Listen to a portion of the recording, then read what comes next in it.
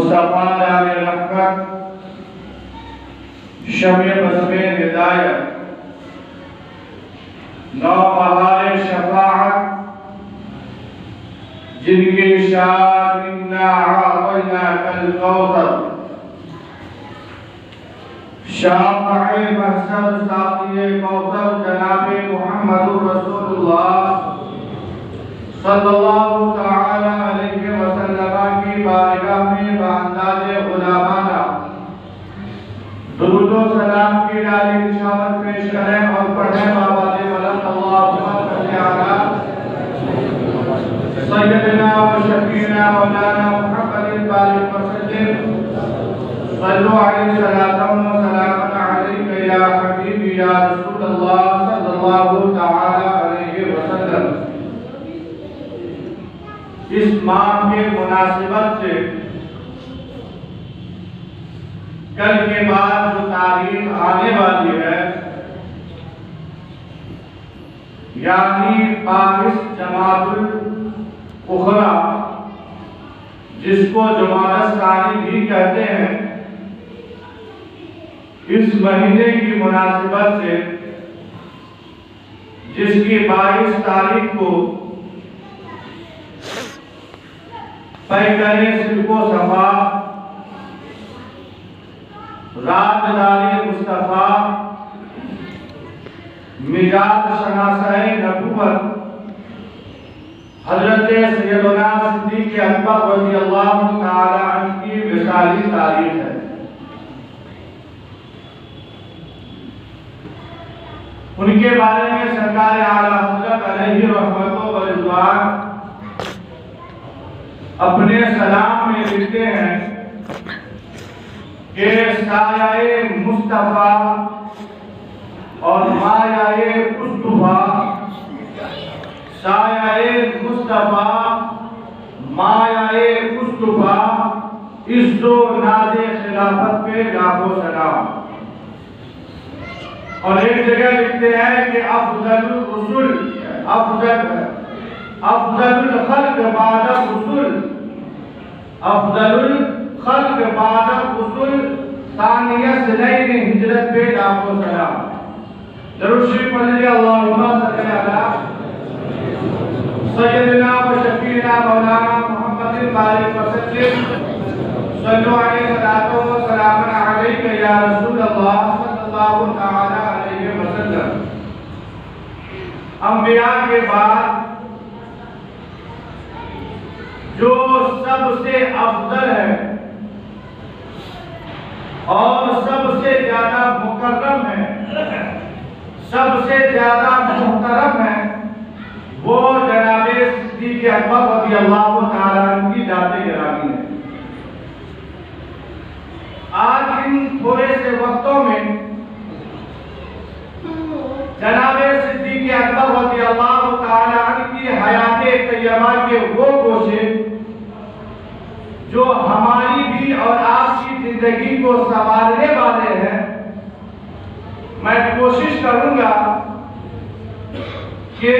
ان گوشوں کو بیان کروں اور آپ تمام حضرات اپنے دل میں ارادہ کریں کہ سننے کے بعد اس پر عمل بھی کریں گے، اس لیے کہ سننا ہی کافی نہیں ہے، سننے کے ساتھ ساتھ ضروری ہے کہ آپ ارادہ کریں اور پختہ ارادہ کریں کہ ہم سنیں گے، اس پر عمل کریں گے۔ سیدنا صدیق اکبر رضی اللہ تعالی عنہ کی جو ذات گرامی ہے وہ سب سے افضل ہے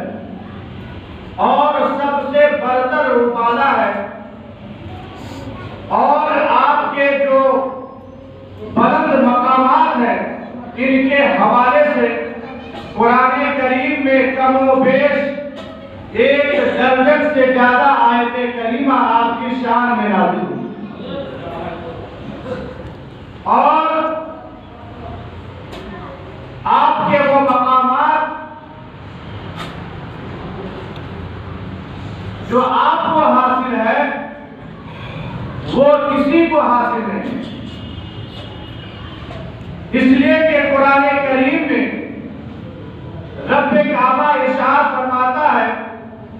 ان اکرمکم عند اللہ اتقاکم، کہ تم میں سب سے زیادہ مکرم وہ ہے، برتر وہ ہے، رفعت والا وہ ہے، معظم وہ ہے، اللہ سے ڈرنے والی ذات وہ ہے جو سب سے زیادہ اتقا ہے۔ یعنی قرآن نے یہاں پر اتقا اور اکرم فرما کر ایک معیار سیٹ کیا ہے اور بتایا ہے، ایک بنیاد فراہم کی ہے کہ تم میں سب سے زیادہ افضل و اکرم وہ ہوگا جو اتقا ہوگا، جو تمہیں اگر اکرم دیکھنا ہو، معظم دیکھنا ہو، برتر و بالا دیکھنا ہو تو تم اتقا کو دیکھ لو،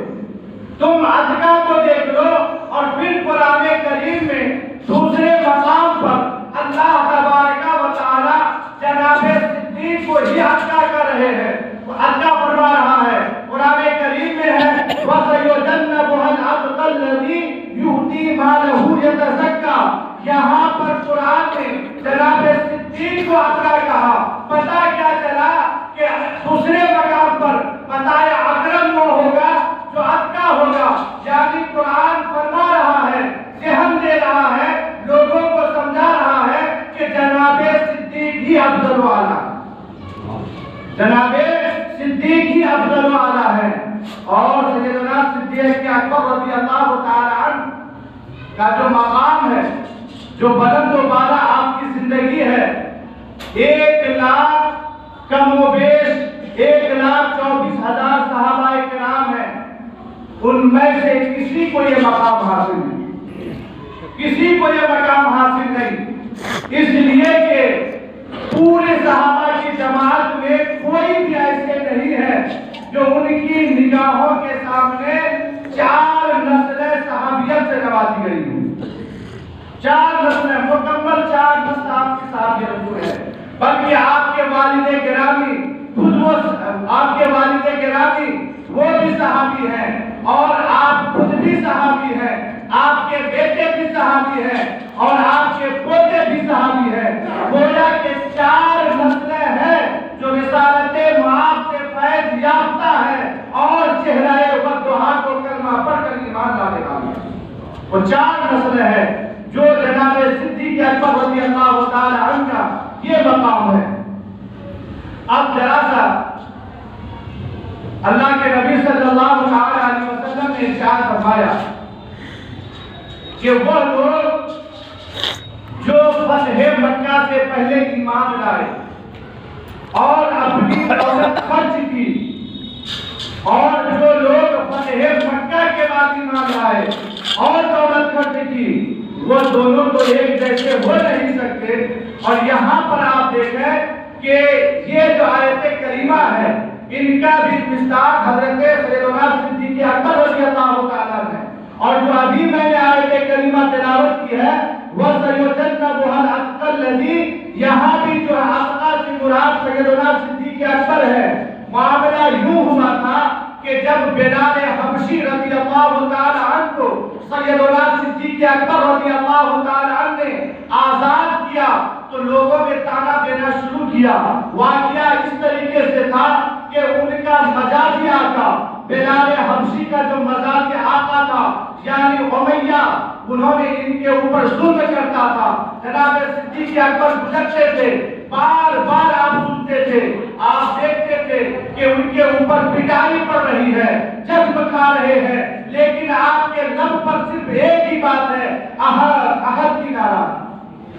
صرف آپ احد احد لگا رہے ہیں، مار پڑ رہی ہے، آپ کے زبان پر احد ہے، جذب کھا رہے ہیں، زبان پر احد احد ہے، سینے پر بھاری بھرکم پتھر رکھ کر کھینچ رہا ہے، آپ صرف احد احد کہہ رہے ہیں۔ حضرت سیدنا صدیق اکبر قریب گئے اور ان کے کانوں میں کہا کہ میں نے جانا ہے کہ آپ نے احد پر ایمان لے آئے ہیں، ان کو مان لیا ہے، پھر آپ مار کیوں کھاتے ہیں؟ ہی دل میں احد کہہ لیا کیجیے۔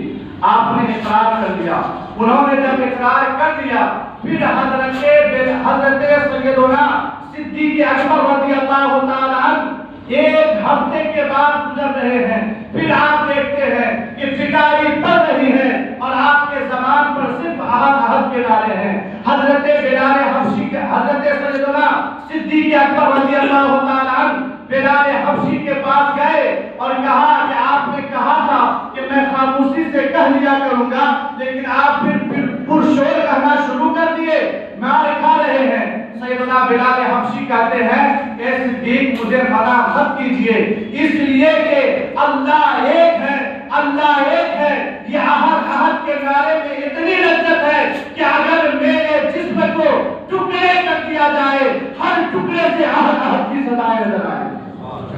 ہر ٹکڑے سے احد احد کی صدائیں نظر آئیں گی۔ تو حضرت بلال، حضرت سیدنا صدیق اکبر سمجھ گئے کہ یہ مار کھا لیں گے، جان دے دیں گے، کیا ہمیں بھی اللہ اللہ کہنے کی اتنی لذت میسر ہوتی ہے؟ کیا ان کا حصہ ہمارے وجود میں ہے ان صحابہ کرام کا؟ یقیناً صحابہ کرام کی زندگی کو آپ دیکھیں، جب حضرت سیدنا صدیق اکبر کو یہ یقین ہو گیا کہ یہ جان دے دیں گے لیکن احد احد کہنے سے باز نہیں آئیں گے، آپ نے کہا کہ اے امیہ تم انہیں آزاد کر دو، تم انہیں آزاد کر دو۔ امیہ کہتا ہے کہ آپ ان کے بارے میں کیا دیں گے مجھ کو؟ کہا کہ اگر تم سونا توڑ کر بھی ان کے برابر مانگو گے تو میں تمہیں دے دوں گا، تم انہیں آزاد کر دو۔ امیہ کہتا ہے اے صدیق سنو، میں سونا نہیں دوں گا، اس لیے کہ سیدنا صدیق اکبر کے پاس ایک غلام تھا، عربی النسل غلام، جو بہت ہینڈسم، بہت خوبصورت، ان کے شہرت کے پورے عرب میں۔ کہا کہ اگر آپ بلال کو آزاد کرانا چاہتے ہیں تو ان کے بدلے میں وہ غلام مجھے دے دیجئے۔ سیدنا صدیق اکبر گئے، اس غلام کو دے کر ان کے بدلے میں حضرت بلال حبشی کو لے لیے، اور جب بلال حبشی کو لیے اور آپ سرکار کی بارگاہ میں حاضر ہوئے، سرکار نے دیکھا، کہا اے ابو بکر کیا تم اس سودے میں مجھے کیوں نہیں شامل کر دیا؟ میں بھی تمہارے ساتھ ہو جاتا، جو رقم تم نے دیے ہو ان میں کچھ حصہ میں بھی دے دیا ہوتا۔ تو حضرت سیدنا صدیق اکبر کا جملہ سنیے، جناب صدیق اکبر کہتے ہیں کہ یا رسول اللہ میں نے جو کچھ دیا ہے وہ تو آپ ہی کا مال ہے، وہ تو آپ ہی کا مال ہے۔ ان کے بعد کہا یا رسول اللہ میں بلال کو اس شرط کے ساتھ آزاد کرتا ہوں کہ یہ آپ کی خدمت میں رہیں گے۔ جب بلال حبشی رضی اللہ تعالیٰ کو یہ بھاری بھرکم رقم دے کر آزاد کر دیے تو عرب والوں میں پاند کی بولی بولنا شروع کر دیے۔ جاہے بگاہے لوگ جو ہے تان و تشریح دینے لگے کہ ارے صدیق جو آج اتنا مال خرچ کیا ہے ایسے تھوڑا کیا ہوگا، کون آدمی ہے جو اپنا مال اتنا خرچ کرتا ہے کسی کے لیے؟ ان کے بعد کہا کہ ضرور بلال حبشی کا کوئی احسان ہوگا صدیق اکبر پر، اسی لیے انہوں نے جو ہے اتنی موٹی رقم دے کر ایک عربی نسل غلام دے کر کالا کلوٹا غلام کو خرید لیا ہے۔ لیکن انہیں معلوم نہیں تھا کہ یہ حقیقتاً میں کالے ہیں، لیکن ان کے مقام اتنا عرفہ والا ہے جو انسان سمجھ نہیں سکتا۔ ان کے بعد یہ آیت کریمہ نازل ہوئی، وَسَيُجَنَّبُهَا الْأَتْقَى الَّذِي يُؤْتِي مَالَهُ يَتَزَكَّىٰ۔ کہا اے لوگوں سنو، جناب صدیق اکبر کسی احسان کے بدلے بلال حبشی کو آزاد نہیں کیے ہیں، بلکہ رب کی رضا کے خاطر انہوں نے بلال حبشی کو آزاد کیا۔ تو یہ ہے جناب صدیق اکبر رضی اللہ تعالیٰ عنہ۔ آپ کا عالم یہ ہے کہ جب تک آپ زندہ رہے تو یار غار بن کر رہے،